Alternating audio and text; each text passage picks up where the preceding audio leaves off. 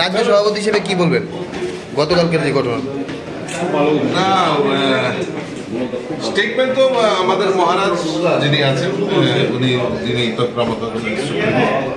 উনি তার ক্লিয়ারিটি উনি দিয়েছেন গতকাল। সরকারের মধ্যে কিছু থাকলে আমরা আলোচনা নিশ্চয়ই আমরা করব। তারা যে বিষয়টা তুলছে, মানে তাদের যে 6 মাসের টার্ম ছিল তাদের আলোচনার বিষয় কেন্দ্রের সাথে, সেই বিষয়টা এখন আলোচনা হয়নি। তা আপনারা সেই বিষয়টা কি কোনো কেন্দ্রীয় সরকারের সঙ্গে আলোচনা, এটা তো আমরা স্টেটে আমি কিছু বলতে পারবো না।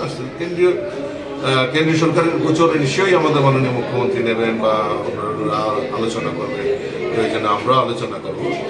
আমরা সবাই মোদিজির দেখানো পথ, মহারাজও কালকে ক্লিয়ারিটির সঙ্গে সেখানে আমরা কথা বলবো।